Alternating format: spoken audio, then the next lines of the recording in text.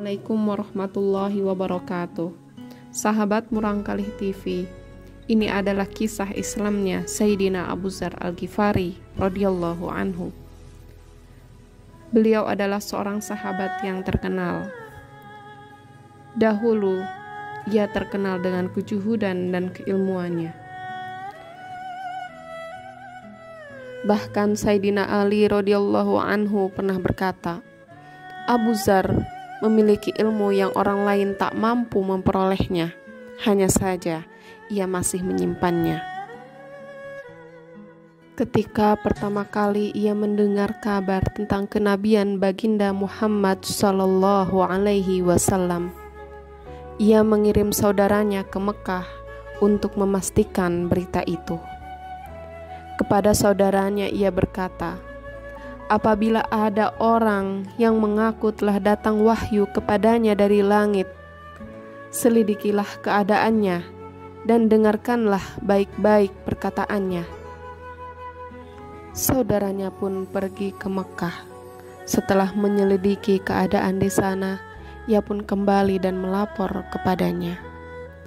Aku melihatnya memerintahkan kebaikan dan akhlak yang mulia, dan aku mendengar ucapan yang bukan ucapan ahli syair atau ucapan ahli sihir. Namun Abu Dzar tidak puas dengan laporan ringkas dari saudaranya. Ia memutuskan untuk pergi sendiri ke Mekah. Setibanya di sana, ia langsung menuju Masjidil Haram. Tapi ia belum mengenal baginda Nabi Sallallahu Alaihi Wasallam. Ia berpikir tidak aman jika menanyakan tentang baginda Nabi Sallallahu Alaihi Wasallam kepada orang-orang. Maka hingga petang, ia masih terus tinggal di Masjidil Haram dalam keadaan seperti itu. Ketika hari sudah mulai gelap, Sayyidina Ali radhiyallahu anhu melihat ada seorang musafir asing. Pada masa itu, menunaikan hajat para musafir, orang-orang miskin, dan orang-orang asing sudah menjadi kebiasaan masyarakat Arab. Sayyidina Ali radhiyallahu anhu pun membawa musafir itu ke rumah dan menjamunya. Tetapi Sayyidina Ali radhiyallahu anhu merasa belum waktunya bertanya mengenai siapa dan apa maksud kedatangannya. Musafir tersebut juga tidak mengemukakan maksudnya kepada tuan rumah. Pagi harinya, ia kembali ke masjid. Sepanjang hari keadaan tetap seperti itu. Sayyidina Abu Dzar radhiyallahu anhu tidak bisa menemui baginda Nabi sallallahu alaihi wasallam karena dia belum mengenal baginda Nabi sallallahu alaihi wasallam dan tidak bisa bertanya kepada siapapun. Kemungkinan besar hal itu disebabkan berita tentang permusuhan orang-orang kafir terhadap baginda Nabi sallallahu alaihi wasallam yang telah tersebar luas. Siapa saja yang berani menemui beliau akan disiksa dengan segala cara. Ia pun berpikir tidak mungkin menanyakan kepada orang lain mengenai keadaan baginda Nabi Shallallahu Alaihi Wasallam yang sebenarnya. Ia takut jika ia bertanya kepada seseorang, kemudian orang tersebut berprasangka buruk, ia akan mendapatkan kesusahan.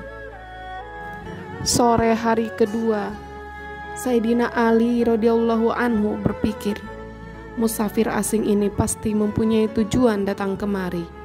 Mungkin tujuannya belum terpenuhi. Sayyidina Ali radhiyallahu anhu pun mengajak kembali tamunya menginap dan menjamunya di rumah. Namun malam itu pun Sayyidina Ali radhiyallahu anhu belum bertanya kepadanya. Malam ketiga pun sama seperti malam sebelumnya. Akhirnya Sayyidina Ali radhiyallahu anhu bertanya kepada tamunya, apakah tujuanmu datang kemari? Setelah meminta Sayyidina Ali radhiyallahu anhu bersumpah dan berjanji akan menjawab dengan jujur setiap pertanyaan, Barulah Sayyidina Abu Dzar radhiyallahu anhu mengutarakan maksudnya. Sayyidina Ali radhiyallahu anhu berkata, sungguh beliau utusan Allah subhanahu wa ta'ala. Jika esok pagi aku pergi, ikutilah aku akan mengantarmu kepada beliau. Karena suasana pertentangan masih panas, maka jika selama di perjalanan kita menemui seseorang yang mencurigai perjalanan kita, aku akan berpura-pura membetulkan terompah. Hendaknya engkau terus berjalan, jangan menungguku, agar orang tidak mengetahui perjalanan kita. Keesokan paginya, Sayyidina Ali radhiyallahu anhu diikuti musafir itu sampai tiba di tempat baginda Rasulullah sallallahu alaihi wasallam. Mereka berbincang-bincang dengan beliau. Saat itulah Sayyidina Abu Dzar radhiyallahu anhu memeluk Islam. Selanjutnya, karena baginda Nabi sallallahu alaihi wasallam sangat mencemaskan gangguan yang akan menimpa dirinya, beliau melarang Sayyidina Abu Dzar radhiyallahu anhu menunjukkan keislamannya di muka umum. Baginda Nabi Shallallahu Alaihi Wasallam bersabda, pulanglah kepada kaummu dengan sembunyi-sembunyi, dan engkau boleh kembali lagi jika kami telah mendapat kemenangan. Sayyidina Abu Dzar radhiyallahu anhu menjawab, ya Rasulullah, demi zat yang nyawaku berada di tangannya, aku akan mengucapkan kalimat tauhid ini dengan lantang di tengah kerumunan orang-orang yang tidak beriman itu. Lalu ia langsung menuju Masjidil Haram. Dengan suara lantang ia berseru, asyhadu an la ilaha illallah wa asyhadu anna Muhammadar Rasulullah. Aku bersaksi tiada yang berhak disembah selain Allah, dan aku bersaksi Muhammad adalah utusan Allah. Selanjutnya, orang-orang menyerangnya dari segala arah. Tubuhnya terluka berat, bahkan ia hampir saja menemui ajalnya. Paman baginda Nabi Shallallahu Alaihi Wasallam, Abbas, yang ketika itu belum memeluk Islam, melindungi Sayyidina Abu Dzar radhiyallahu anhu dengan membaringkan tubuhnya di atas tubuh Sayyidina Abu Dzar radhiyallahu anhu, dan ia berkata kepada mereka, kezaliman apa yang sedang kalian lakukan? Ini seorang dari kabilah Ghifar. Kabilah ini menetap di jalan menuju Syam. Perdaganganmu dan segala urusan kalian adalah dengan negeri Syam. Jika ia mati, maka jalan lalu lintas ke Syam akan tertutup. Ucapnya menyadarkan orang-orang yang memukulinya. Memang benar, semua kebutuhan mereka datang dari Syam. Jika jalur itu tertutup, berarti bencana bagi mereka. Akhirnya, mereka melepaskannya. Hari kedua, dengan suara lantang Sayyidina Abu Dzar radhiyallahu anhu mengulangi perbuatan menyuruhkan kalimah tauhid di hadapan orang banyak. Asyhadu an la ilaha illallah wa asyhadu anna Muhammadar Rasulullah. Aku bersaksi tiada yang berhak disembah selain Allah, dan aku bersaksi Muhammad adalah utusan Allah. Orang-orang tidak tahan mendengar kalimat tersebut. Mereka langsung menyerangnya lagi. Mereka memukulinya lagi. Tapi pertolongan Allah datang. Hari itu Sayyidina Abbas radhiyallahu anhu jugalah yang mengingatkan kaumnya bahwa jika dia mati, maka jalur perdagangan mereka akan tertutup.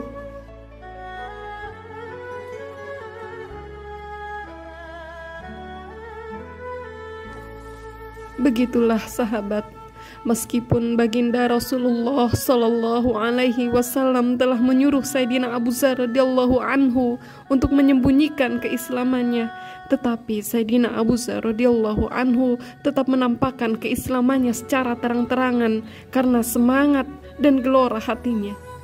Tindakannya itu untuk membela yang hak. Adapun larangan baginda Nabi Sallallahu Alaihi Wasallam adalah karena rasa sayang beliau kepadanya. Beliau khawatir Sayyidina Abu Dzar radhiyallahu anhu tidak mampu menanggung resikonya. Dalam menyebarkan agama, Baginda Nabi Shallallahu Alaihi Wasallam sendiri telah banyak menanggung penderitaan. Oleh sebab itu, Sayyidina Abu Dzar radhiyallahu anhu memilih untuk mengikuti penderitaan baginda Nabi Shallallahu Alaihi Wasallam, bukan menerima kemudahan yang diberikan beliau. Inilah penyebab urusan agama para sahabat radhiyallahu anhum meningkat. Dunia pun takluk di bawah telapak kaki mereka, dan mereka menang di setiap medan perjuangan. Siapapun yang telah mengucapkan syahadat sekali saja, ia berada di bawah naungan bendera perjuangan Islam. Tiada kekuatan sebesar apapun yang dapat menghentikan mereka, dan tidak ada kezaliman yang mampu menghalangi mereka dari menyebarkan agama. Beginilah kisah perjalanan haru Abu Dzar Al-Ghifari radhiyallahu anhu ketika ia memeluk agama Islam. Semoga menjadi pelajaran untuk kita semua. Wassalamualaikum warahmatullahi wabarakatuh.